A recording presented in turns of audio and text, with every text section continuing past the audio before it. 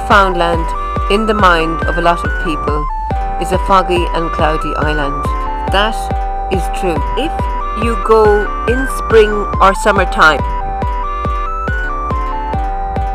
but there was very little fog when I was there because I did my trip in autumn.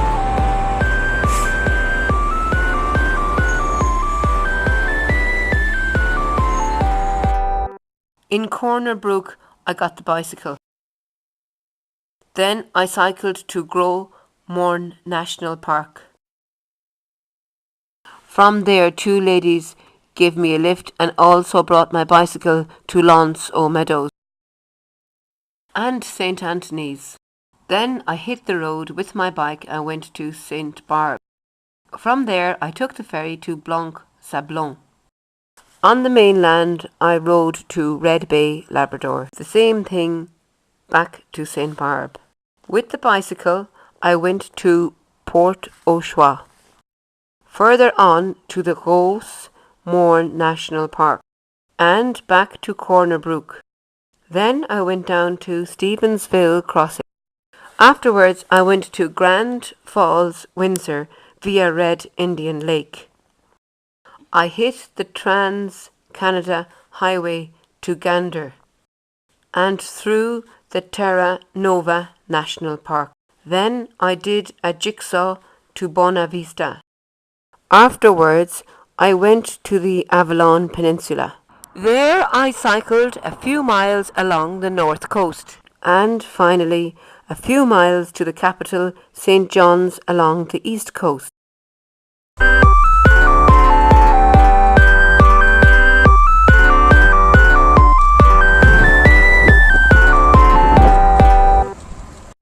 In Corner Brook, I got my bicycle. Because I had to wait until the bicycle mechanic had started his working day to get my bicycle ready, I took the time to look around Corner Brook. As I guess only 20,000 to 30,000 people are living in the Corner Brook area, I think it is the second biggest urban area in Newfoundland. I did not discover many sites in Corner Brook. One of the main sites is the Corner Brook Stream Trail. The Corner Brook Stream Trail offers a big and a small round trip. Of course, I took the small one. The small round trip takes me to different plants, for example, these red fungi, to a waterfall, and a dam with salmon stairs. The salmon stairs were built in 1998 when the old dam had to be replaced by a new one. Further upstream you have a view of the lake. Unfortunately, a cruising ship did a stop in Corner Brook and I met a lot of nice cruising tourists on the way.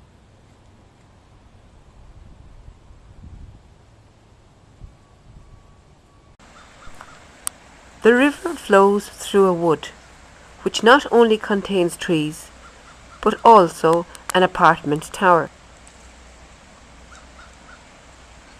When I nearly finished my round trip, I glimpsed a vehicle which provides exercise to a school class or football team. With this bicycle, a health organisation tries to give people enthusiasm to ride a bicycle. This job might be difficult because Corner Brook is a very hilly place. The round trip finishes at the Glenville Hotel. This hotel is one of the best accommodation available in this town. Now I was able to start cycling. First on the Trans-Canada Highway, later on the Viking Trail to the Grosse Mourne National Park.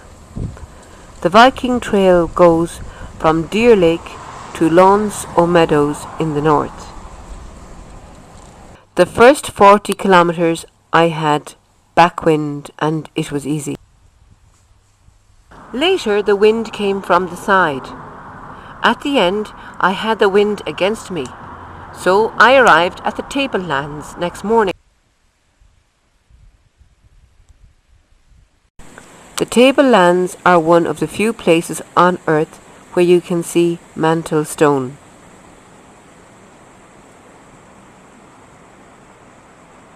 Not many plants are growing on the tablelands because the soil has a toxic effect. But you can find plants, for example ferns, alder,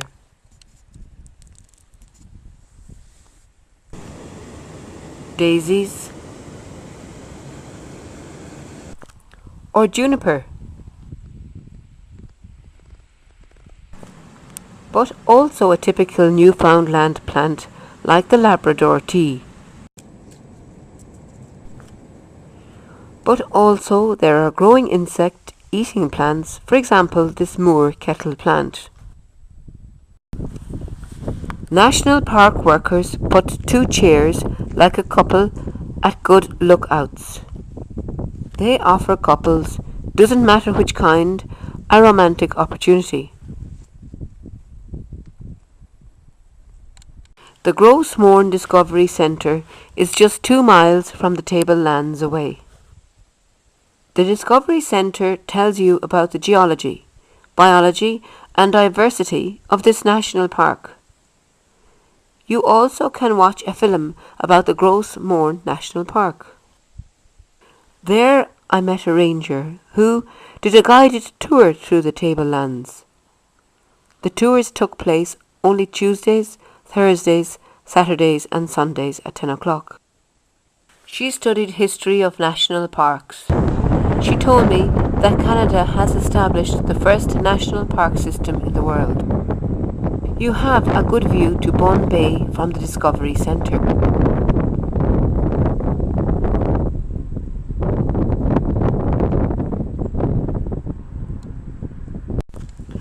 At Molly's Maid, I met Anthony. I watched a documentary about the Gross Mourne National Park and I saw him on TV. He told me that day was very busy.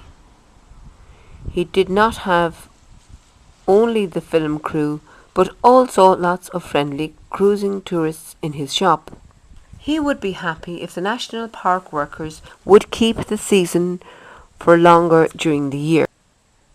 Because of the climate change, the snow arrives later from year to year. Originally, I had planned my trip for May and June, but he told me there was a lot of snow on May 20.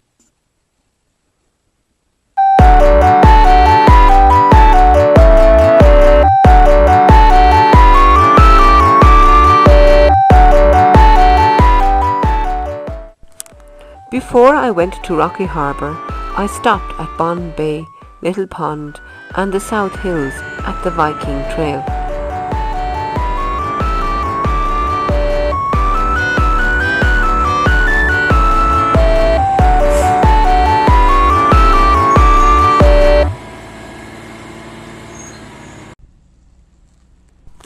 In Norris Point, I wanted to meet 2 people who I saw on TV at the Bon Bay Marine Station.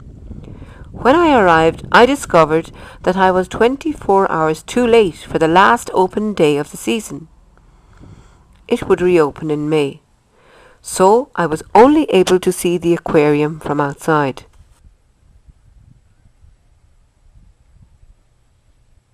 On the way to Berry Hill Campground, I made a short stop at the hospital of Norris Point.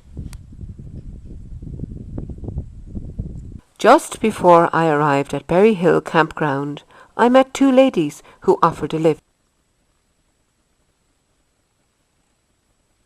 But before that, I made a day trip to the Western Brook Pond. There is a footpath to the Western Brook Pond from the Viking Trail.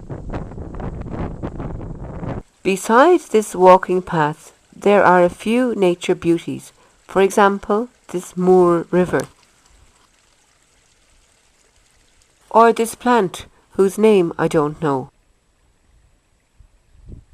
But also you can see a fenced forest piece, as I read on an information board. With this forest piece, the rangers are looking. how the forest would develop without moose. Because the national parks on Newfoundland are battling against a moose pest. There are so many moose that professional hunters are allowed to kill moose in the national parks on Newfoundland. When I arrived at the Western Brook Pond, I wanted to take part on a boat's tour. Unfortunately, it was called off because of the cloudy weather. To get a good impression of this inland fjord, I had no other choice than zooming.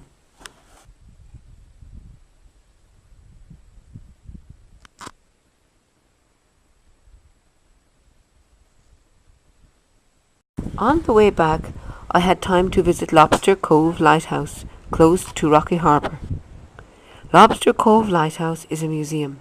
There, you can get information about the history of this lighthouse and its keepers. There, I met Bonnie. I saw her on TV as well. She is working at the lighthouse only during the summer months. The rest of the year, she spends time with her family. In Rocky Harbour, there only are small food shops, so Bonnie drives for the big shop to Deer Lake every 2 weeks. It takes her 45 to 60 minutes by car.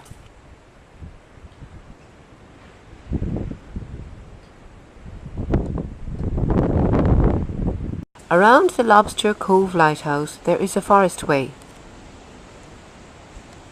Green fungi are growing in this forest. There also grows this red berry. Close to Lobster Cove Lighthouse, you can find the little town of Rocky Harbour. I could not find many sights there. There I discovered a museum where you can see this wind spinner.